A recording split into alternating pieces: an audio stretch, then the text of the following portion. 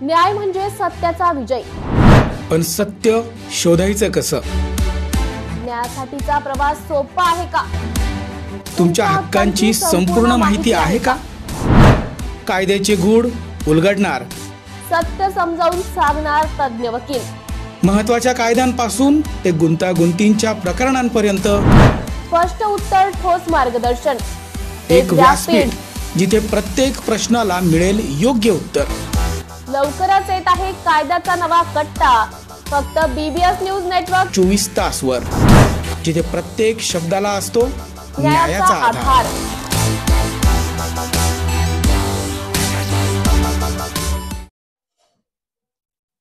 महाबोधी महाविहार मुक्तीसाठी बुलढाण्यात बौद्ध समाज बांधवांचे एक दिवसीय धरणे आंदोलन। बौद्ध समाज बांधवांचे पवित्र स्थळ महाबोधी महाविहार मुक्ती आंदोलन बिहार येथे चालू आहे। या मागणीला पाठिंबा देण्यासाठी संपूर्ण देशभरामध्ये धरणे आंदोलन करण्यात येत आहे। या आंदोलनाच्या समर्थनात आज बुलढाणा येथील जिल्हाधिकारी कार्यालयासमोर बौद्ध समाज बांधवांचे एक दिवसीय धरणे आंदोलन करण्यात येत आहे। बौद्धगया येथील महाबोधी महाविहार 1949 चा व्यवस्थापन कायदा रद्द करण्यात यावा। महाबोधी महाविहारचे संपूर्ण व्यवस्थापन हे बौद्धांच्या हाती देण्यात यावे, या प्रमुख मागणीसाठी हे आंदोलन करण्यात येत आहे। यावेळी मोठ्या संख्येने बौद्ध समाज बांधव उपस्थित राहून घोषणाबाजी केली आहे।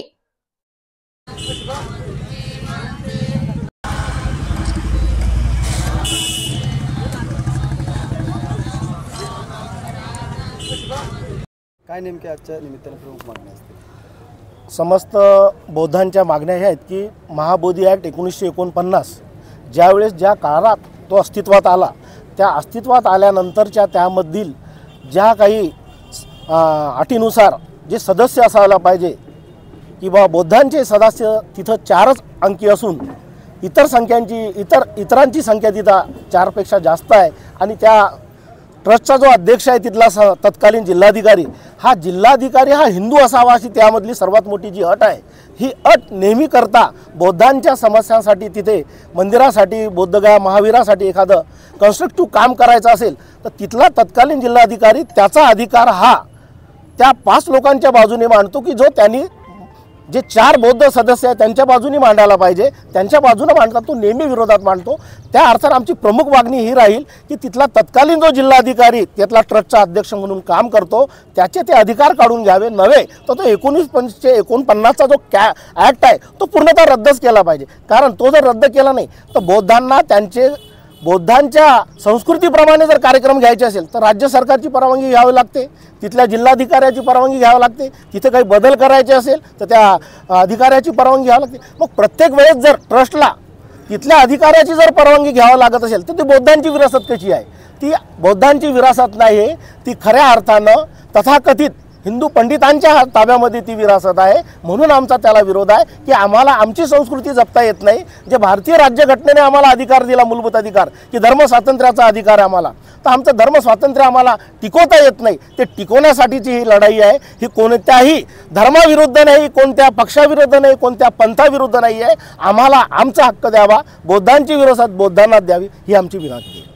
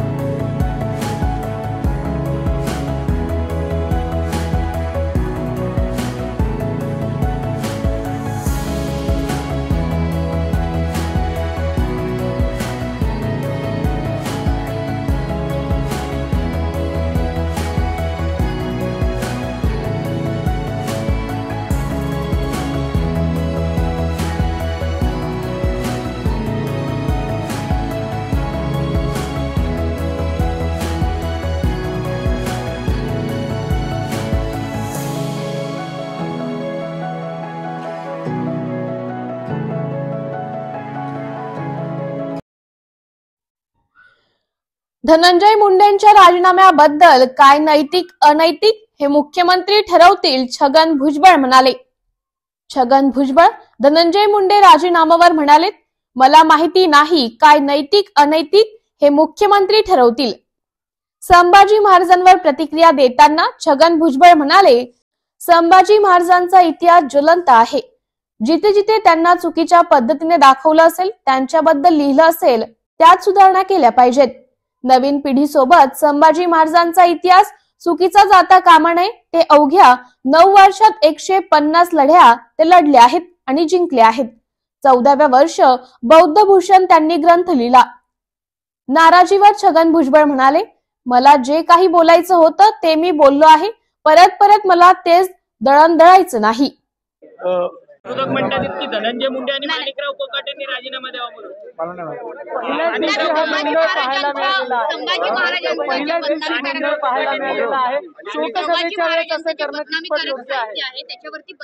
भगवान असं आहे की संभाजी महाराजांचा इतिहास अतिशय ज्वलंत आहे.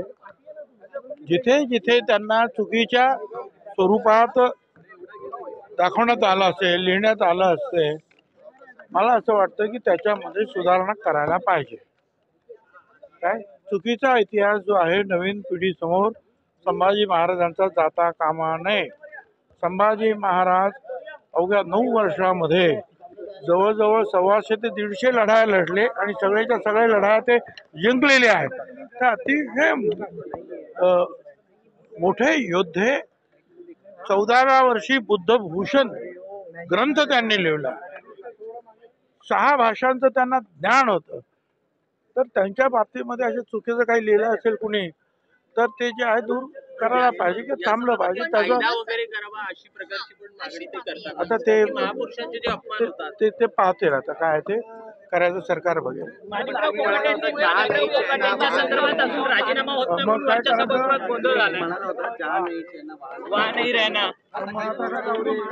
इथे काय आहे का? इथे तर मी राहिलाच ना. नाराजी आहे तुमची, पक्षावर नाराजी आहे का कायम अजून? हॅलो हॅलो अरे चला जाऊ दे, झालं काय पाहिजे साहेब. एकंदरीत नैतिक अधपतन सिद्ध झाल्याशिवाय अशा प्रकारची राजीनाम्याची मागणी त्याच्यावर निर्णय होऊ शकत नाही असं म्हणतात. आता असं आहे ना की काय नैतिक आणि काय अनैतिक आहे ते मुख्यमंत्री, उपमुख्यमंत्री आणि जे आहेत कारभारी आहे ते ठरवतील. मी त्याच्यावर काय बोलू शकतो? व्याख्या फक्त मुख्यमंत्री उपमुख्यमंत्री ठरवू शकतात. नैतिकतेची व्याख्या नेमकी काय महाराष्ट्र विचार? अरे ते त्याचा विचार करतील ना. विरोधी पक्षाने काय मान्य काय बोलले असतील त्याच्यावर ते उत्तर देतील ना तुम्हाला. सिनियर नेत्याला डावलण्याचं काम सध्या राज्यात सुरू आहे का? कारण की सुधीर मुनगंटीवार तुमच्यासारखे जे अनुभवी नेते आहेत ते मंत्रिमंडळात नाहीये. तुम्ही वारंवार आपली नाराजी सुद्धा बोलून दाखवली असं काय? मग काय करू? आपण सातत्याने डावललं जात आहे. असं आहे की मला जे काय बोलायचं आहे ते मी बोललेलो आहे. परत परत परत परत ते दळण्याची माझी इच्छा नाही. परंतु उपमुख्यमंत्री अजित पवारांना जाऊन तुम्ही भेटणार आहात. कधी बोललो? फोन झालेला अजित पवार त्यांचं आलंय ते भेटायला बोलवलं का? ते म्हणतील त्यावेळेला बघू.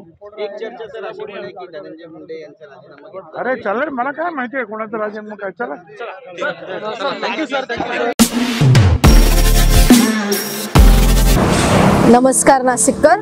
आज आपण आहोत ललित रुंठा ग्रुप यांच्या रुंठा फ्लोरेन्झा या प्रोजेक्टला. तर हा प्रोजेक्ट आहे प्रीमियम लोकेशनला, म्हणजेच गोविंद नगर जवळ. या प्रोजेक्टमध्ये आपण 20हून अशा लक्झरियस अम्युनिटीज दिलेल्या आहेत, जसे की वॉकिंग ट्रॅक, मल्टीपर्पज हॉल आणि यासारख्या भरपूर अशा युनिक अम्युनिटीज. चला तर मग बघूया आपण आपला सॅम्पल फ्लॅट. तर हा आहे आपला प्रशस्त असा लिव्हिंग रूम आणि याला आपण सुंदर अशी बाल्कनी दिलेली आहे. हा आहे आपला डायनिंग टेबल. तर हा आहे आपला किचन एरिया आणि आपण इथे किचन चॉपिंग काउंटर वेगळं दिलेलं आहे. इथे आपण दिलेले आहेत किचन ट्रॉलीज आणि स्टोरेजसाठी आपण इकडे कॅबिनेट्स पण दिलेले आहे आणि प्लस आपण इथे युटिलिटी एरिया पण दिलेला आहे. हा आहे आपला चिल्ड्रन बेडरूम आणि याचं वैशिष्ट्य म्हणजे इथे आपण फोल्डेबल असा बेड दिलेला आहे. इथे आपण दिलेला आहे कॉमन वॉशरूम, ज्याला अटॅच आपण मिरर सुद्धा दिलेला आहे. हा आहे आपला मास्टर बेडरूम आणि ज्याला आपण अटॅच टॉयलेट आणि वॉशरूम दिलेला आहे. मग नाशिककर, कसा वाटलं तुम्हाला आमचं सॅम्पल फ्लॅट? तुम्ही पण येत आहे ना आमचं सॅम्पल फ्लॅट बघायला?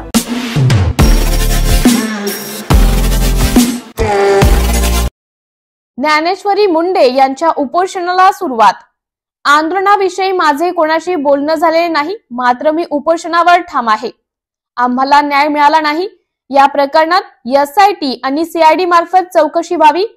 पथकाकडून काही सांगणं झालं नाही. यात SIT CID स्थापन करावेच लागेल. धस यांनी केलेल्या विनंतीवरून उपोषण स्थगित केले होते, मात्र मागणी मान्य झाली नाही. पोलीस उपअधीक्षक 10 दिवसांपासून रजेवर आहेत, त्यामुळे तपासा संदर्भात काही माहिती मिळत नाही. प्रशासनाने आमची दिशाभूल केली, त्यामुळे शेवटची भूमिका उपोषणाची आहे. प्रशासनाचा संपर्क झालेला नाही. SIT आणि CID स्थापन केली तरच उपोषण मागे घेणार, नाहीतर माझा मृतदेह परळीला जाईल. मुख्यमंत्री, उपमुख्यमंत्री आणि पालकमंत्र्यांकडे यांच्याकडे मागणी आहे. यात SIT आणि CID स्थापन करा. अशी घोषणा केली होती, त्याप्रमाणे आज तुम्ही उपोषणाला बसलाय. या दरम्यान तुम्हाला काही सांगण्यात आलं होतं का? कोणाशी चर्चा झाली होती का? अथवा या आंदोलनासंदर्भात कोणाशी काही बोलणं झालं होतं का? नाही, आंदोलनाशिवाय विषयी कोणाशी बोलणं झालं नाही.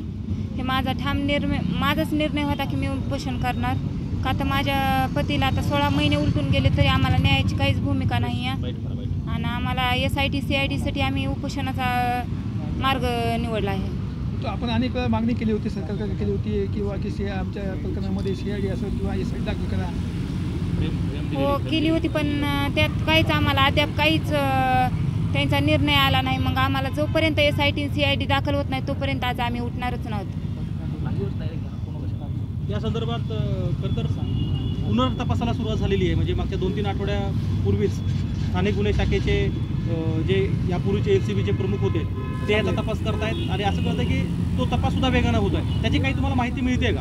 आम्हाला त्याचं काहीच फॉलो नाही. मग आम्हाला उपोषणाची काय गरज लागली असते? आम्हाला फॉलो असते तर सानप आरोपीच्या दारात जाऊन त्यांना पकडू दिलेलं नाही. मग पोलिसांना आरोपी माहिती असतील ना, म्हणून तर मग ते SIT CID बी दाखल करू देत नाहीत. मग मात्र आम्हाला शेवट पर्याय म्हणून आम्ही उपोषणाचा पर्याय घेतला आहे आणि आम्हाला SIT CID दाखल करूनच द्यावा लागेल आज त्यांना.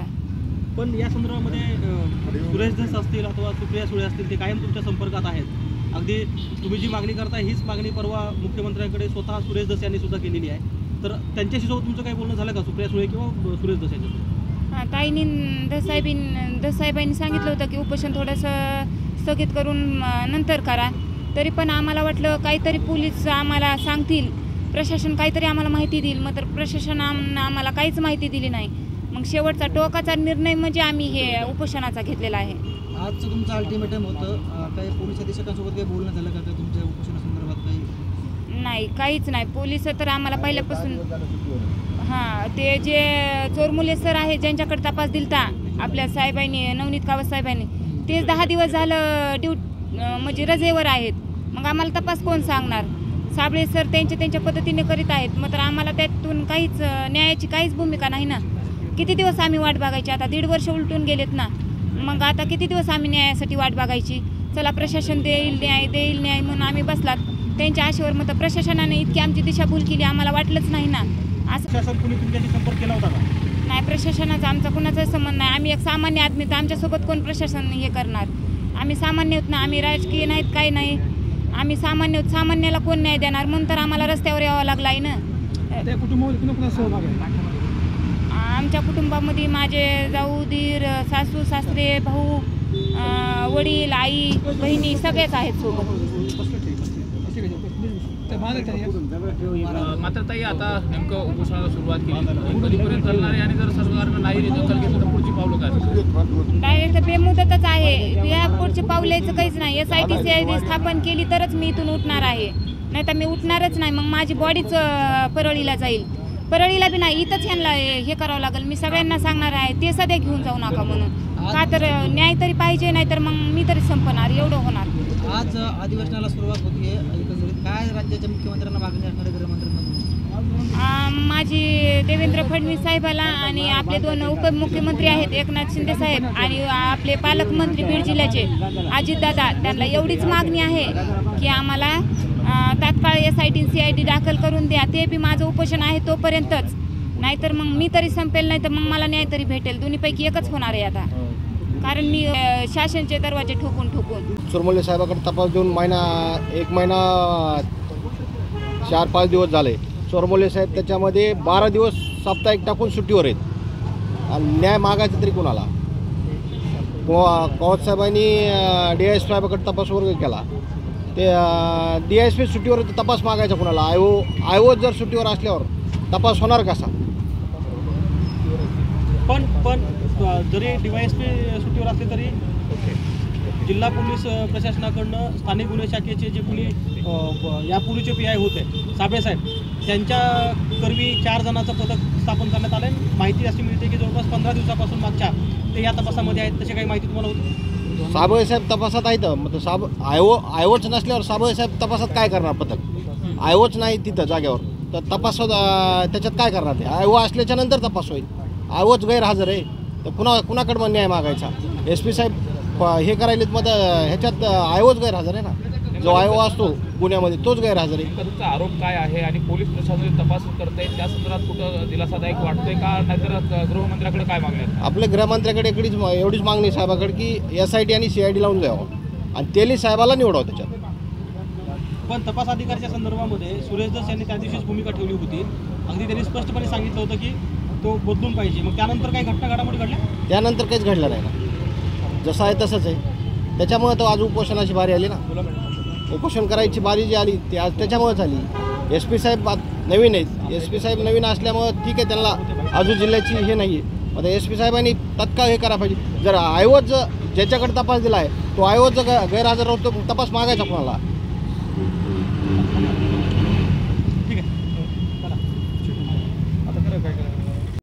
Shankar Education Societies, Dr. Kuchar Subhash High School, English Medium, Hindi Medium, Junior College of Commerce and Science, Nivlali Camp 422401. Admissions open, nursery to 10th for English and Hindi Medium, 11th and 12th Commerce and Science. We the Subhashites guide the students from ABCD to great achievements.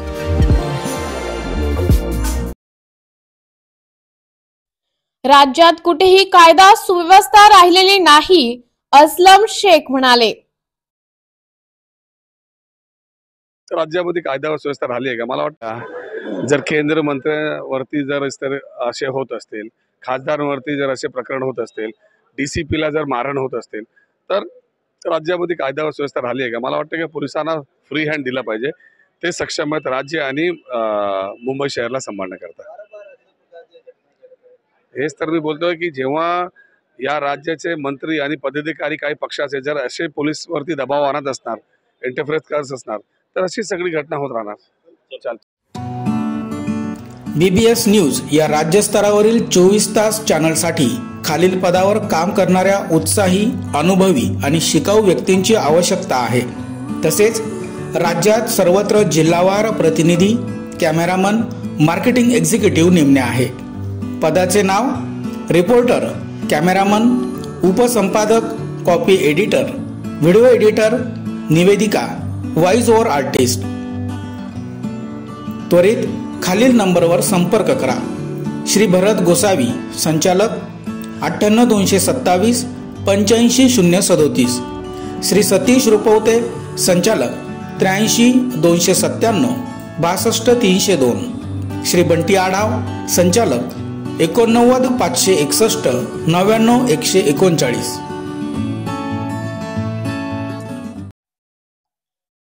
माजी गृहमंत्री अनिल देशमुख यांची पत्रकार परिषद संपन्न. छत्रपती शाहू महाराज यांना चहासाठी बोलवलं होतं. त्यानिमित्ताने अनेक विषयावर चर्चा झाली. रक्षा खडसे मुलगी प्रकरणावर अनिल देशमुख म्हणाले, केंद्रीय मंत्र्यांचा परिवार सुरक्षित नसेल तर सामान्य जनतेचे काय होणार असा प्रश्न आहे. सामान्य जनता सुरक्षित कशी राहणार? महाराष्ट्र राज्यात कायदा शून्यकडे चालला आहे का असा प्रश्न निर्माण होत आहे. महादेव मुंडेंच्या पत्नीने पतीच्या हत्येबाबत प्रश्न निर्माण केला आहे. राज्य सरकार यावर संवेदनशील नाही. अधिवेशन मंत्री आरोपावर अनिल देशमुख म्हणाले, किती दिवसांपासून प्रश्न सुरू आहे. राज्य सरकारने अजून निर्णय घेतला नाही. राहुल गांधी, सुनील केदार यांच्यावर 24 तासात कारवाई होते, मात्र माणिकराव कोकाटे यांच्यावर कारवाई होत नाही. काय सुरू आहे हे समजत नाही. राजीनामे होतील असे वाटत नाही. शक्ती कायद्यावर बोलताना अनिल देशमुख म्हणाले, किती दिवसांपासून प्रश्न सुरू आहे. मी गृहमंत्री असताना शक्ती कायद्याअंतर्गत बलात्काराच्या आरोपीला फाशीची शिक्षा द्यावी अशी पद्धतीची तरतूद या कायद्यात होती. 4 वर्ष लोटूनही केंद्र सरकारने त्याला मंजुरी दिली नाही. राज्याचे मुख्यमंत्री म्हणतात तांत्रिक अडचणी आहेत. माझी मागणी आहे, तांत्रिक अडचणी असेल तर त्या तज्ञ लोकांशी बद्दल करून कारवाई करावी. त्या अडचणी दूर करून कायदा करावा. कोरटकर प्रकरणावर अनिल देशमुख म्हणाले, प्रशांत कोरटकरांच्या घराला सुरक्षा असताना त्याला फरार करण्यात आले का? सरकारकडून त्याला सहकार्य का होत आहे? त्याच्या मागचं कारण काय आहे? सरकारमधील लोकांशी काय संबंध आहे? सोशल मीडियावर भारतीय जनता पार्टीच्या नेत्यांचे फोटो पाहायला मिळत आहे. कारवाई झाली पाहिजे. तो जिथे कुठे असेल त्याला शोधून काढलं पाहिजे. कोणाच्याही जवळचा असला तरी त्याला महाराष्ट्र माफ करणे हे लक्षात ठेवून पकडून कारवाई करावी. इस्तीफा ले तब उसको खुद बच्चों को लेके पुलिस स्टेशन में जाना पड़ता है और पुलिस अधिकारियों को पूछना पड़ता है कि कंप्लेंट करने के बावजूद भी आपने कार्रवाई क्यों नहीं किया. ये हालत समझो आज केंद्रीय मंत्री हमारी रक्षाताई खड़से की है तो आम जनता की क्या हालत होगी. ये बहुत बड़ा सवाल आज महाराष्ट्र की जनता के सामने है. आज जिस प्रकार से हमारे महिलाओं के ऊपर अत्याचार हो रहा है, हमारे लड़कियों के ऊपर अत्याचार हो रहा है, इसके लिए रोकथाम करना चाहिए और लॉ एंड ऑर्डर की परिस्थिति किस प्रकार से महाराष्ट्र में बेहतरीन हो उसके लिए प्रयास करना चाहिए. और उसी प्रकार हमारी बहनें हैं, हमारी जो यहाँ की हमारी महिला है वो कैसी सुरक्षित रहे इसके बारे में आज कैसे रहा कि पुलिस का जो हिसाब से खौफ होना चाहिए वो पुलिस का खौफ नहीं रहा करके इस प्रकार की घटना करने की कोई हिम्मत करता है. मुझे एक बताइए कि आज केंद्रीय मंत्री के बच्ची को छेड़छाड़ करने की हिम्मत करता है तो आम आदमी की जनता बच्चों की छेड़छाड़ करने की क्यों नहीं करेगी.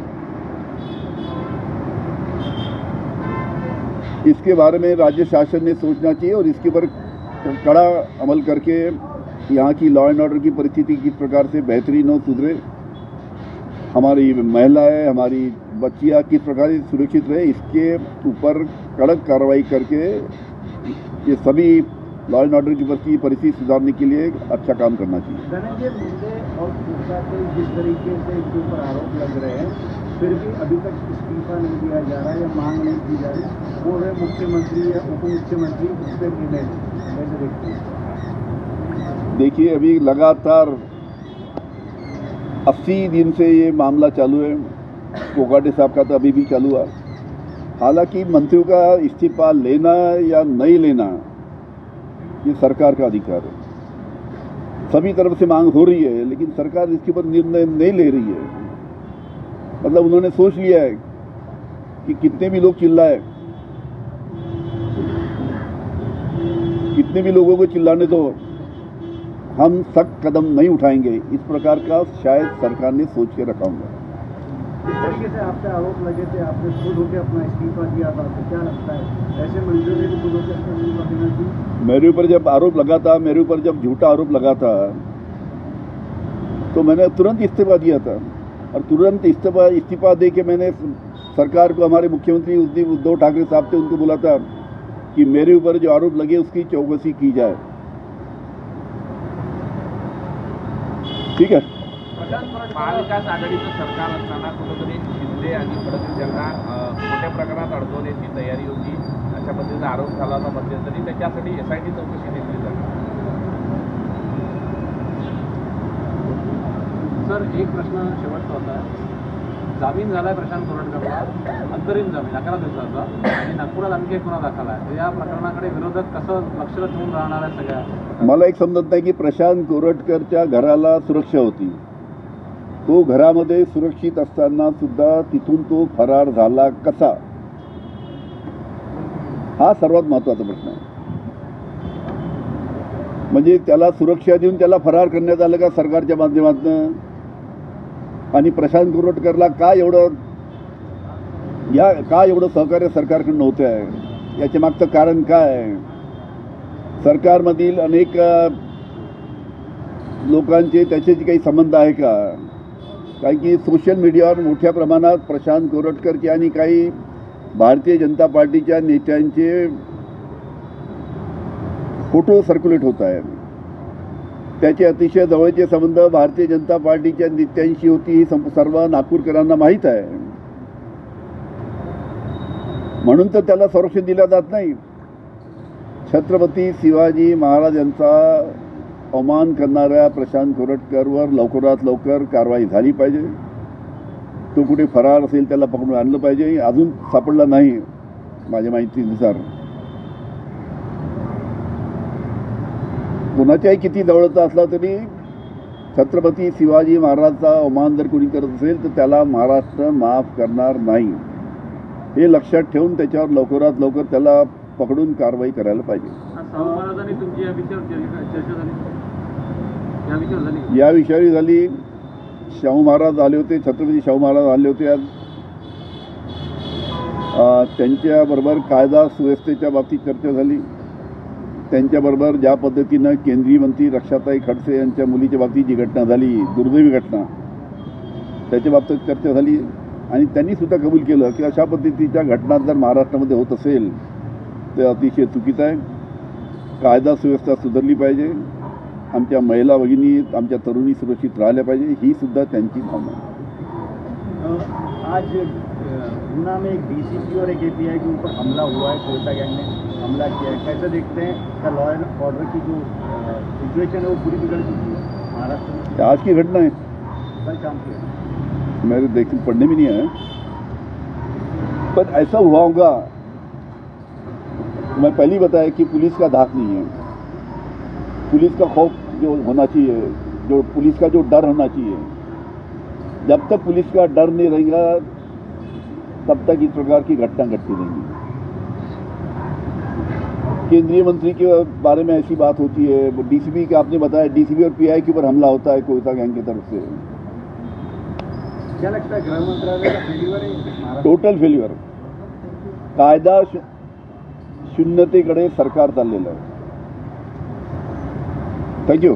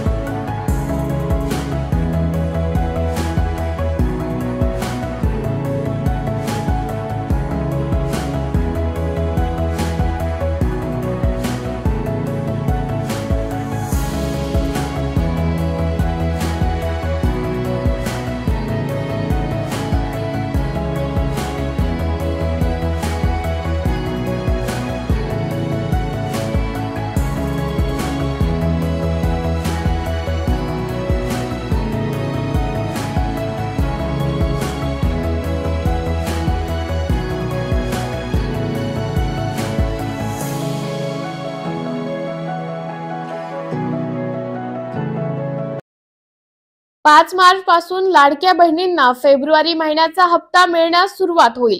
अदिती तटकरे. पालकमंत्री पदावर अदिती तटकरे म्हणाल्या, रायगड जिल्ह्याच्या पालकमंत्री पदाबाबत योग्य तो निर्णय होईल. सध्या जिल्ह्याचं पालकत्व मुख्यमंत्री आणि दोन्ही उपमुख्यमंत्री करत आहेत. रायगड जिल्ह्याचा विकास कुठेही खंडित होणार नाही याची दक्षता घेतली जात आहे. लाडकी बहीण योजनेवर त्या म्हणाल्या, मुख्यमंत्री लाडकी बहीण योजनेचा लाभ 8 मार्च महिला दिनाच्या दिवशी त्याच्या पूर्वसंध्येला महिलांना मिळेल. 5 तारखेपासून त्याची सुरुवात होईल. GR नुसार योजनेचा लाभ दिला जातोय. कोणतेही नियम बदललेले नाही. विरोधकांकडून गैरसमज पसरवले जात आहेत. रक्षा खडसे मुलीची छेडछाड प्रकरणावर आदिती तटकरे म्हणाल्या, त्यांनी पोलिसात तक्रार दाखल केली आहे. पोलिसांकडून सर्व प्रकारचा तपास सुरू आहे. की रायगड जिल्ह्याचं पालकमंत्रीपद त्या संदर्भामध्ये योग्य तो निर्णय होईल. सध्या त्याचं पालकत्व जे आहे ते राज्याचे मुख्यमंत्री आणि दोन्ही उपमुख्यमंत्री करत आहेत. त्यामुळे रायगड जिल्ह्याचा विकास हा कुठेही खंडित होऊ नये याची दक्षता मुख्यमंत्री लाडकी बहन योजने का जो इस फरवरी मंथ का जो लाभ है वो 8 मार्च महिला दिन, जागतिक महिला दिन जो हम मनाते हैं, और उसके पूर्व संध्या को ये 5 मार्च से तकरीबन हमारी जो प्रोसीजर होगी और जो हमारी लाडकी बहनाएं हैं उनके जो बैंक अकाउंट्स है उसमें ये लाभ 5 मार्च से तकरीबन जाना शुरू हो जाएगा। विपक्ष का एक आरोप है ताई कि जानबूझकर जो है नाम काटे जा रहे हैं, नए लाए जा रहे हैं। पहले चुनाव के समय ये नियम नहीं थे। हमने एक भी नियम GR जो हमने पहले जो अनाउंस किया था उसमें एक भी हमने आज तक कोई नियम बदला नहीं है, आगे भी नहीं बदलेंगे। और काम जो है हमारा जैसे पहले चल रहा था वैसे ही काम चल रहा है और तकरीबन जो रेशो है वही सेम है। ऑपोजिशंस को पहले से ही ये योजना है, ये जो लाडकी बहन स्कीम है उसके बारे में उनको पहले से उन्होंने काफ़ी डाउट स्प्रेड करना शुरू किया था। आज भी उनका वही काम चल रहा है। आज तो इतनी पॉजिटिविटी महिलाओं में दिख रही है और शायद वो उनसे देखी नहीं जा रही है, इसलिए वो ऐसे नेगेटिव जो अफवाहें हैं वो फैलाने की कितने नाम कट रहे हैं? पहले कितने नाम इसके बारे में भी जो पुलिस डिपार्टमेंट है वो वहाँ पे इंक्वायरी कर रहे हैं। रक्षा गई है वहाँ पे पुलिस स्टेशन में गई है, उन्होंने भी वो जो कंप्लेंट है वो लोकशाही बोलते क्या तो उसके बारे में पुलिस जो है वो इंक्वायरी कर रही है। इससे कहा जा रहा है प्राइमरी रिपोर्ट आई है कि वो जो लड़के थे कोई पॉलिटिकल पार्टी को बिलोंग करते हैं, ऐसे एक प्राइमरी रिपोर्ट है। उसके बारे में अभी तक तो कोई डिटेल रिपोर्ट आया नहीं है, लेकिन रक्षाताई खुद भी मंत्री है और हमारे जो मुख्यमंत्री फडणवीस साहब है वो भी उस मामले में ज़्यादा से ज़्यादा वो जो आरोपी है उन पर कड़ी से कड़ी सज़ा उनको हो, इसलिए उन्होंने भी उस तरीके की जो सूचनाएं हैं वो department Shankar education societies, doctor Kuchar Subhash high school, English medium, Hindi medium, junior college of commerce and science, Deolali camp 422401. Admissions open, nursery to 10th for English and Hindi medium, 11th and 12th commerce and science. We the Subhashites guide the students from ABCD to great achievements. छेडछाड प्रकरण हा खुनापेक्षाही गंभीर गुन्हा आहे. सुधीर मुनगंटीवार म्हणाले, कापूस आणि सोयाबीनला प्रीमियम सपोर्ट प्राइस मिळाली पाहिजे. विधानसभेत या विषयावर प्रश्न उपस्थित होईल. सरकारच्या वतीने यावर सकारात्मक निर्णय घेतला जाईल. करुणा मुंडे प्रकरणावर सुधीर मुनगंटीवार म्हणाले, करुणा मुंडेंनी काय म्हटलं त्यावर त्यांनीच प्रतिक्रिया द्यायची आहे. राज्याचे मुख्यमंत्री म्हणून चौकशीत तथ्य असल्यावर कारवाई करतील, थोडी वाट पाहिली पाहिजे. रक्षा खडसे मुलगी प्रकरणावर सुधीर मुनगंटीवार म्हणाले, अतिशय दुःखद आणि दुर्दैवी प्रसंग आहे. त्यांच्या नावातच रक्षा आहे, त्या अनुषंगाने कायद्यात काही त्रुटी आहेत का, अधिवेशनात हा विषय मांडला गेला पाहिजे. याच्यामध्ये बदल केला पाहिजे. टवाळखोर लोक जरी मुलींना त्रास देतात, खून करण्यापेक्षा जास्त गंभीर गुन्हा आहे. सुरक्षावर ते म्हणाले, मी मागे पुढे पाहत नाही. कुणी काय केलं यापेक्षा जो मिला वो सही मिला उसके साथ आगे बढ़ना है.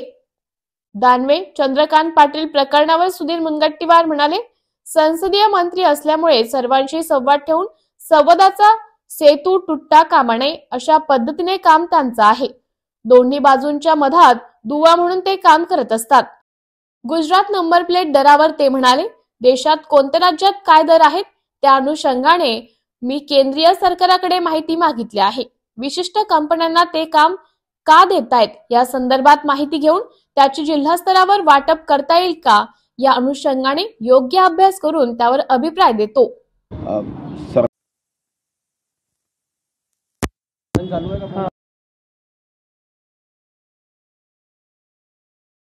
Hello hello hello 1 2 3 4 hello hello hello hello लाव लाव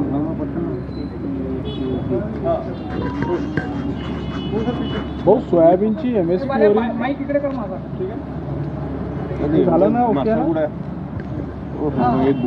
रवी माईक पकडलं ना होते भाऊ सोयाबीनची MSP वरील खरेदी संपल्यानं सोयाबीनचे दर सध्या सर्वात निच्चांकावर आलेले आहे. विदर्भातलं प्रमुख पिकापैकी एक सोयाबीनला पाहिलं जातं. कसं बघताय तुम्ही शेतकऱ्यांचं या सगळं? नाही, निवडणुकीच्या अगोदर मॅनिफेस्टोमध्ये आम्ही स्पष्टपणे कापूस आणि सोयाबीनचा उल्लेख केला आहे की मिनिमम सपोर्ट प्राईस त्यांना प्राप्त झाली पाहिजे. त्यांचे कष्ट, परिश्रम, मेहनत या सोयाबीनच्या संदर्भामध्ये सरकारची भूमिका स्पष्ट आहे आणि मला व्यक्तिगत रीतीने वाटतं की या विधानसभेचे प्रश्न उपस्थित केले जाईल आणि सरकारच्या वतीने शेतकऱ्यांसाठी सकारात्मक उत्तर देत शेतकऱ्यांचा हा जो जीवनाचा महत्त्वपूर्ण प्रश्न आहे, सरकार हा प्रश्न सोडवण्यासाठी पुढे येईल असा मला विश्वास आहे. काल करुणा मुंडे यांनी म्हटलं होतं की धनंजय मुंडे यांचा राजीनामा घेतलेला आहे आणि तो अधिवेशनाच्या पहिल्या दिवशी स्वीकारला जाईल. आता त्यांनी काय म्हटलं याच्यावर त्यांनीच प्रतिक्रिया द्यायची आहे. आता सरकारच्या वतीने माननीय मुख्यमंत्र्यांनी अतिशय स्पष्टपणे सांगितलं की चौकशीमध्ये तथ्य असेल तर कोणालाही आम्ही सोडणार नाही. तर मला वाटतं की राज्याचे मुख्यमंत्री म्हणून त्यांनी भूमिका सरकारची स्पष्ट केली आहे. तर आपण वेट अँड वॉच. केंद्रीय मंत्र्याच्या मुलीची खरं तर छेड काढण्यात आल्याचा प्रकार घडला होता, त्यामुळे राज्यात कुठेतरी कायदा सुव्यवस्था बिघडलेली आहे अशा पद्धतीचा आरोप होता आणि अधिवेशनात विरोधकांनी गदारोळ. हा अतिशय दुःखदायक आणि दुर्दैवी प्रसंग आहे. खरं तर रक्षाताईचं नावच रक्षा या शब्दात आहे. मला वाटतं की मी काल त्यांचा या संदर्भातला इंटरव्ह्यू बघत होतो, मलाही दुःख झालं आणि याच्या संदर्भातल्या कायद्यामध्ये काही त्रुटी आहेत. या अधिवेशनामध्ये हा विषय मांडणं गरजेचं मला वाटतं आहे, कारण आर्टिफिशियल इंटेलिजन्सीचा उपयोग करून काही टवाळखोर लोक मुलींना विविध माध्यमातून त्रास देतात. कधी त्यांचे फोटो काढले जातात. गरीब मुलींना यातून किती मनस्ताप होतो. म्हणजे हा खुनापेक्षा जास्त गंभीर गुन्हा आहे, कारण तो खुनामध्ये त्या व्यक्तीचा मृत्यू हा एकदा होत असेल तर इथं तर रोज मृत्यू होतो त्या गरीब मुलीचा. ब्लॅकमेलिंग केलं जातं आणि आमचे कायदे एवढे अपुरे आहे की आम्ही सांगतो ITच्या कायद्यामध्ये कोणी जर असं केलं तर त्याला आम्ही बेलेबल अफेन्स करतो. हे जेव्हा ठाणेदार सांगतात ना तेव्हा तळपायाची आग मस्तकात येते आणि वाटतं की जय भवानी जय शिवाजी म्हणत छत्रपती शिवाजी महाराजांच्या राज्यात अशा कृत्याबद्दल ज्या पद्धतीने शिक्षा दिली जायची ती दिली पाहिजे. काय चालू आहे हा विचार करणं गरजेचं आहे आणि हे कायदे बदलवण्यासाठी काही कायदे अशासकीय विधेयकं मीही सुचवली आहे. भाऊ, तुमची सुरक्षा जी छेड होती ती वाय करण्यात आल्याची समोर येतं? हे मला माहीत नाही. मी काही मागे पुढे गाड्या पाहत नाही आणि त्यामुळे कोणी काय केलं हे पाहायचं आवश्यकता नाही. जो मिळा वो सही, जो नहीं मिळा उसके साथ आगे बढ़ना है. हो, एका बाजूने राज्यात टोकाचं राजकीय वातावरण असताना आज अंबादास दानवे यांच्या चेंबरमध्ये चंद्रकांत दादा पाटील गेलेली एक खेळीमेळीचं वातावरण त्यानिमित्तानं त्या चेंबरमध्ये पाहायला मिळालं. नाही, चंद्रकांत दादा पाटलांवर ही जबाबदारीच आहे, कारण ते संसदीय कामकाज मंत्री आहे आणि संसदीय कामकाज मंत्र्यांचं साधारणतः हे जबाबदारीचं काम असतं की विधानमंडळामध्ये सर्व राजकीय पक्षांच्या नेत्याशी संबंध ठेवून संवादाचा सेतू तुटता कामा नये. जेव्हा जेव्हा अशा पद्धतीने तीव्र भाव निर्माण होतो तेव्हा संसदीय कामकाज मंत्री दोन्ही बाजूंच्या मधात एक दुवा बनून सामंजस्याची भूमिका घेतो आणि चंद्रकांत दादा पाटील हे आमचे अतिशय सुस्वभावी नेते आहे, सर्वांशी सौजन्याने वागणारे नेते आहे, अतिशय मनात शुद्ध भाव घेऊन काम करणाऱ्या राजकीय नेत्यांपैकी एक नेते आहे. तर मला वाटतं की जेव्हा ते संसदीय कामकाज मंत्री म्हणून काम करतात तेव्हा हा संवाद उत्तम पद्धतीने होत असतो. या अधिवेशनामध्ये तुमच्याकडून काही महत्त्वाचे मुद्दे मांडले जाणार तर तुम्ही गेल्या वेळी बोलले होते, आता अभ्यासाला वेळ असेल आणि सगळ्या आयुधाचा तुम्ही वापर उद्यापासून तुम्ही बघायचंच आहे. आता हे मुद्दे तर उचलावेच लागणार आहे. शेवटी मग ज्या जनतेने निवडून दिलं, ज्या मतदारसंघात 7व्यांदा मग निवडून दिलं त्या मतदारसंघाच्या मतदारांचा सेवा करण्यासाठी या आयुधांचा मी उपयोग करणारच आहे. आणि त्या दृष्टीने मला वाटतं की सर्वात जास्त अशासकीय विधेयक राज्यातले मी टाकले आहे. अर्धा तास चर्चा पहिले 10 दिल्या जायचा. मी अध्यक्ष महोदयांना विनंती केली की 10च्या ऐवजी आमची ही मर्यादा 25 करावी आणि त्यांनीसुद्धा मोठ्या मनाने आता 10ची 25 केली आहे. माझे तारांकित प्रश्न आत्तापर्यंत 39 मंजूर झाले आहे. तर हा माझा प्रयत्न आहे की जास्तीत जास्त जनतेची सेवा करण्यासाठी जनतेचा आवाज बनून जी काही सेवा जनतेची करता येईल तो करण्याचा मी प्रयत्न करतो. भाऊ, गुजरातची FTA कंपनी महाराष्ट्रात 550 रुपयांना नंबर प्लेट देणार आणि हीच कंपनी गुजरातमध्ये 160 रुपयांना देते. कुठेतरी अतिरिक्त चार्ज जो आहे तो लागताना दिसतो आहे. नाही, मी आता केंद्रीय परिवहन विभागाकडून माहिती मागितली आहे की देशामध्ये कोणत्या कोणत्या राज्यामध्ये या संदर्भामध्ये नेमप्लेटच्या संदर्भामध्ये म्हणजे नंबर प्लेटच्या संदर्भात काय दर आहे आणि याच्या संदर्भामध्ये काही विशिष्ट कंपन्याच देशामध्ये देतात का. उद्या हे काही रॉकेट टेक्नॉलॉजी नसेल तर मग काही पुरुषांचे बचत गट, काही महिलांच्या बचत गटांनाही काम देता येईल का. आपण त्यांना काही सीड कॅपिटल देऊ शकू का. आपण एकीकडे म्हणतो की विकेंद्रीकरण झालं पाहिजे, विषमतामुक्त समाज निर्माण झाला पाहिजे. मग 2-3 लोक श्रीमंत करायचे की प्रत्येक जिल्ह्यामध्ये एकाला काम देता येतं का. याच्यामध्ये टेक्नॉलॉजी काय आहे तर याचा अभ्यास झाल्यावरच यावर मी अभिप्राय देऊ शकेल. असं तर होत नाही आहे ना की देशात 3-4 कंपन्या या प्लेट देत आहे का. आणि म्हणून गुजरातमध्ये काय भाव आहे, बाजूच्या तेलंगणामध्ये काय भाव. BBS न्यूज या राज्यस्तरावरील 24 तास चॅनलसाठी खालील पदावर काम करणाऱ्या उत्साही, अनुभवी आणि शिकाऊ व्यक्तींची आवश्यकता आहे. तसेच राज्यात सर्वत्र जिल्हावार प्रतिनिधी, कॅमेरामन, मार्केटिंग एक्झिक्युटिव्ह नेमणे आहे. पदाचे नाव: रिपोर्टर, कॅमेरामन, उपसंपादक, कॉपी एडिटर, व्हिडिओ एडिटर, निवेदिका, व्हॉइस ओव्हर आर्टिस्ट. त्वरित खालील नंबरवर संपर्क करा. श्री भरत गोसावी, संचालक, 98 227 85 037. श्री सतीश रुपवते, संचालक, 83 297 62 302. श्री बंटी आढाव, संचालक, 89 561 99 139.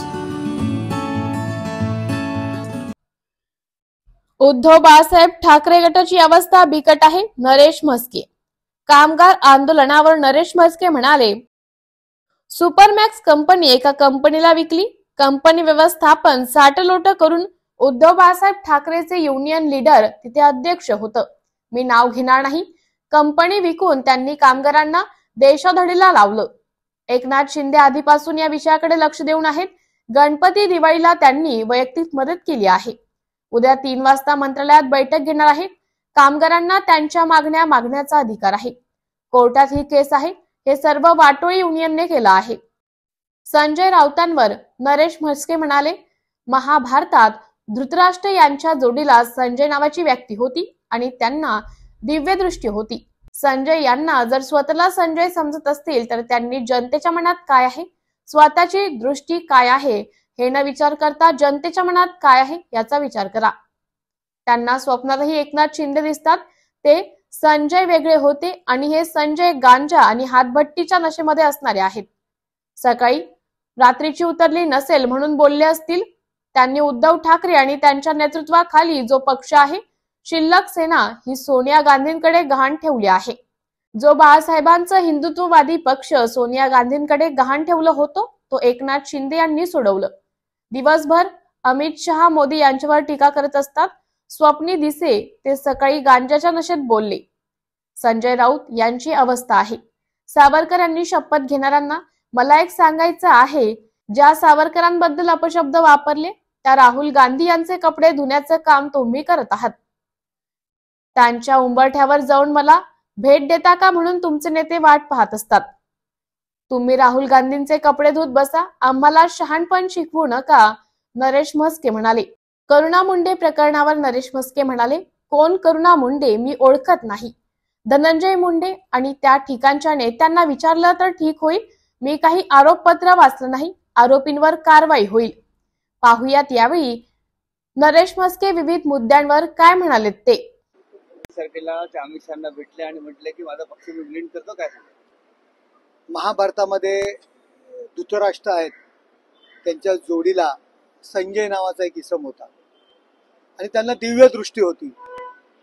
त्या संजयाने हे स्वतःला जर संजय समजत असतील तर त्यांनी पब्लिकच्या मनात काय आहे, स्वतःची दृष्टी काय आहे ते न पाहता सर्वसामान्य जनतेच्या मनात काय आहे याचा विचार करावा. रात्रीचा थर्रा मारतात, स्वस्तातला भांडूपच्या त्यांच्या त्या खालच्या हातभट्टीचा ते घेतात, त्याचा अंमल त्यांच्यात उतरलेला दिसत नाही आणि त्यांना स्वप्नातही एकनाथ शिंदे साहेब दिसतात आणि त्यामुळे अशा पद्धतीचे ते वक्तव्य करतायत. ते संजय वेगळे होते आणि हा संजय गांजा आणि हातभट्टीच्या नशेमध्ये असणारा हा संजय आहे. त्याच्यामुळे त्यांची ही परिस्थिती आहे आणि ते सकाळी काय लिहिलं असेल, रात्रीची उतरलेली नसेल म्हणून. मुळात ज्यांनी उद्धव ठाकरे आणि त्यांच्या नेतृत्वाखालील जो काही पक्ष आहे शिल्लक सेना, ही सोनिया गांधींकडे गहाण ठेवलेली आहे. त्यांना काय अधिकार आहे एकनाथ शिंदे साहेब यांच्यावरती बोलण्याचा? जो पक्ष, बाळासाहेबांचा पक्ष, हिंदुत्ववादी पक्ष, जो सोनिया गांधींच्याकडे त्यांनी गहाण ठेवला होता, तो बाहेर काढण्याचं काम एकनाथ शिंदे साहेबांनी केलेलं आहे. त्यामुळे शिवसेना पक्ष विसर्जन करण्याचा प्रश्नच येत नाही. आणि दिवसभर अमित शहा, नरेंद्र मोदी यांच्यावर हे लोक टीका करत असतात. आणि अमित शहा साहेब काय यांना सांगायला आले होते का? बहुतेक ते जे स्वप्नी दिसे ते सकाळी गांजाच्या नशेत बोले, अशा पद्धतीने संजय राऊतांची अवस्था आहे. त्यामुळे तशा पद्धतीची वक्तव्य करतात. सावरकरांची शपथ घेण्याचं आवाहन करायचं, सावरकरांची शपथ घेऊन तुम्ही सांगा की असं काही घडलं नाही. सावरकरांची, स्वातंत्र्यवीर सावरकरांची आम्हाला शपथ घेणाऱ्यांना मला एकच सांगायचं की ज्या सावरकरांबद्दल ज्यांनी अपशब्द वापरले, नेहमी शिव्यांची लाखोली वाहिली, त्या राहुल गांधी यांचे कपडे धुण्याचं काम आपण करताय, त्यांना मिठ्या मारताय. आपण जाऊन त्यांच्या उंबरठ्याच्या बाहेर मला भेट देता का म्हणून आपले नेते त्यांची वाट पाहताय. तुम्हाला स्वातंत्र्यवीर सावरकरांचं नाव घेण्याचा अधिकार आहे का? आणि कुणाला आम्हाला शपथ घ्यायला लावते? तुम्ही कोण? आपण जे राहुल गांधी आणि यांचे जे कपडे धुताय ना, ते धुत बसा. आम्हाला तुम्ही शहाणपणा शिकवण्याचं काम करू नका. मात्र मोहन भागवत हे कुंभस्नान केलं नाही, ते केल्यानंतर आम्ही पण देखील बघू. मात्र याकडे काय बोलत नाही. एक त्यांनी हे केली आहे की मोहन भागवतांनी देखील कुंभमेळ्यात स्नान केलं नव्हतं, तर उद्धव ठाकरेंवर का टीका करतात? हे बघा, उद्धव ठाकरे यांच्यावर आम्ही टीका केलेली नाही. उद्धव ठाकरे यांनी एकनाथ शिंदे साहेबांवर कुंभच्या स्नानावरनं टीका केली. त्यानंतर आम्हाला बोलायला लागलं की शिवसेना संपवण्याचं काम, हिंदुत्वाचे विचार संपवण्याचं काम ज्या उद्धव ठाकरेंनी केलं, त्यावेळी त्यांच्या समवेत आम्ही होतो एक नेता म्हणून. त्यामुळे त्यांनी जे काय पाप केलं ते आम्हाला धुण्यासाठी आम्हाला जावं लागलं. अशा पद्धतीने शिंदे साहेबांनी स्टेटमेंट केलं. शिंदे साहेबांनी आधीचं स्टेटमेंट केलेलं नाहीये. थर्ऱ्याच्या नशेमध्ये असलेला संजय राऊत आपण आधी माहिती घ्यावी आणि त्यानंतर टीका करावी. तर उद्धव ठाकरे गटाचा आज दौरा असेल, मेळावा असणार आहे ठाण्यामध्ये. पहिल्यांदा ते टेंबी नाक्यावरती येणार आहे, पुतळ्याला हार अर्पण करणार आहे, शक्तीस्थळावरती देखील जाणार आहे. अहो, ज्या संजय राऊत यांच्यामुळे मी आजही जाहीरपणे बोलतोय, त्यांनी नकार द्यावा की ज्या संजय राऊत यांनी लोकप्रभामध्ये जी दिघे साहेबांची मुलाखत छापली होती आणि त्या आधारे त्यामुळे धर्मवीर आनंद दिघे साहेबांना टाळा लागला. त्यांनी दिघे साहेबांच्या पुतळ्याला हार घालण्याची भाषा करू नये. आपली योग्यता नाहीये. कायम दिघे साहेबांचा तिरस्कार या संजय राऊतांनी केला, उद्धव ठाकरे यांना करायला लावला. डॉक्टर काशीनाथ घाणेकर नाट्यगृह, या नाट्यगृहाला आम्ही धर्मवीर आनंद दिघे साहेबांचं नाव देणार होतो. घाणेकरांच्या नावाला आमचा विरोध नव्हता, पण आम्ही आमच्या ठाण्यात ही वास्तू बांधलेली आहे. धर्मवीर आनंद दिघे साहेबांचं नाव कायम राहावं, रोज लोकांच्या तोंडी चर्चेला यावं. सांस्कृतिक प्रिय असे दिघे साहेब होते. त्या नावाला ते नाव देण्यास आम्हाला विरोध करणाऱ्यांनी दिघे साहेबांना पुतळ्याला पुष्पमाला घालण्याची भाषा करू नये. आणि आज तुम्ही पाहिलंय की आज त्यांची अवस्था एवढी वाईट आहे की त्यांच्या सोबत एकही नगरसेवक राहिलेला नाही. एक 2-4 लोक राहिले होते, ते पण सोडून चाललेले आपल्याला सगळ्यांना बातम्या माहिती आहेत. आणि तो आज मेळावा त्यांना NKT सारख्या 200 माणसं जिथे बसतात 100-150 त्या ठिकाणी त्यांना त्यांच्या पक्षाचा मेळावा घ्यावा लागतोय. यावरून ठाण्यामध्ये त्यांची जी काय वाताहत झालेली आहे ती आपण पाहिलंय. लोकसभेला त्यांनी मोठं आव्हान केलं होतं, दिघे साहेबांचा खरा शिष्य कोण, दिघे साहेबांचा आशीर्वाद कुणाला, ठाण्यातील जनतेने दाखवून दिलेलं आहे. विधानसभेला लोकांनी दाखवून दिलेलं आहे की ठाण्यातील जनता एकनाथ शिंदे साहेब यांच्या पाठीमागे आहे. आता कसलं नाटक करताय? आपण कोण आहात, आपली पात्रता काय आहे, आपली योग्यता काय आहे ही लोकसभा आणि विधानसभेला दाखवून दिलेली आहे. आणि तुमचा जे काय हाल झालेले आहेत, मी तर ऐकलेले की महानगरपालिकेमध्ये ते पाय देणार आहेत आम्हाला. एकही जागा ते लढणार नाहीयेत, कारण त्यांच्याकडे उमेदवारच शिल्लक राहिलेले नाहीत. जे 1-2 नगरसेवक आहेत ते सुद्धा सोडून चाललेले आहेत. त्यांना आपल्याला कळेल आणि आपल्याला सगळ्यांना माहिती आहे. त्यामुळे अवसान आणण्याचा प्रयत्न करतायत. आणि जे कोण बैठका लावतायत ते पुढे कुठे असतील ते सुद्धा तुम्हाला कळेल. केंद्रीय मंत्री रक्षा खडसेंची मुलीची छेडछाड केल्याचा प्रकार समोर आला आहे. त्यामुळे हे बघा, स्त्रियांच्या बाबतीत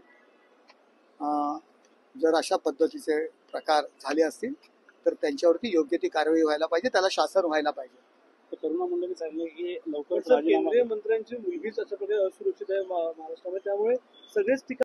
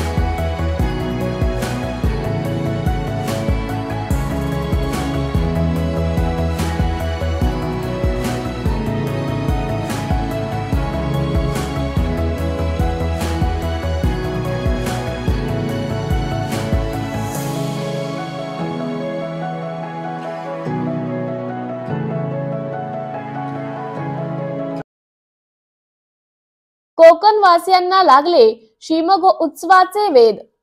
कोकणात शिमगोत्सवाचे वेध लागले आहे. प्रत्येक कोकणी माणसाला शिमगा हा जिव्हाळ्याचा सण आहे. प्रत्येक गावात शिमगा सण मोठ्या भक्तिभावाने उत्साहाने साजरा केला जातो. कोकणातील अनेक गावांमध्ये शिवरीची होळी उभी केली जाते. ढोल ताशांच्या गजरात मानकरी, गावकरी, नागरिक मोठ्या संख्येने ही होळी नेण्यासाठी एकत्र येत असतात. रत्नागिरीतील नवलाई मित्रमंडळ बाजारपेठ व जय हनुमान नवलाई मित्रमंडळ बाजारपेठ यांची मानाची होळी आहे. फाग पंचमीच्या दिवशी ही होळी बाजारपेठ मध्ये उभी केली जाईल. एकंदरीतच कोकणात शिमगोत्सवाचे वेध लागले आहेत. प्रत्येक गावागावात गावकरी मंडळी एकत्र होळी आणण्यासाठी जमत असल्याचं चित्र दिसून येत आहे. नमस्कार नाशिककर, आज आपण आहोत ललित रुंठा ग्रुप यांच्या रुंठा फ्लोरेन्झा या प्रोजेक्टला. तर हा प्रोजेक्ट आहे प्रीमियम लोकेशनला, म्हणजेच गोविंद नगर जवळ. या प्रोजेक्टमध्ये आपण 20हून अशा लक्झरियस अमेनिटीज दिलेल्या आहेत, जसे की वॉकिंग ट्रॅक, मल्टीपर्पज हॉल आणि यासारख्या भरपूर अशा युनिक अमेनिटीज. चला तर मग बघूया आपण आपला सॅम्पल फ्लॅट. तर हा आहे आपला प्रशस्त असा लिव्हिंग रूम आणि याला आपण सुंदर अशी बाल्कनी दिलेली आहे. हा आहे आपला डायनिंग टेबल. तर हा आहे आपला किचन एरिया आणि आपण इथे किचन चॉपिंग काउंटर वेगळं दिलेलं आहे. इथे आपण दिलेले आहेत किचन ट्रॉलीज आणि स्टोरेजसाठी आपण इकडे कॅबिनेट्स पण दिलेले आहे आणि प्लस आपण इथे युटिलिटी एरिया पण दिलेला आहे. हा आहे आपला चिल्ड्रन बेडरूम आणि याचं वैशिष्ट्य म्हणजे इथे आपण फोल्डेबल असा बेड दिलेला आहे. इथे आपण दिलेला आहे कॉमन वॉशरूम, ज्याला अटॅच आपण मिरर सुद्धा दिलेला आहे. हा आहे आपला मास्टर बेडरूम आणि ज्याला आपण अटॅच टॉयलेट आणि वॉशरूम दिलेला आहे. मग नाशिककर, कसा वाटलं तुम्हाला आमचं सॅम्पल फ्लॅट? तुम्ही पण येत आहे ना आमचं सॅम्पल फ्लॅट बघायला?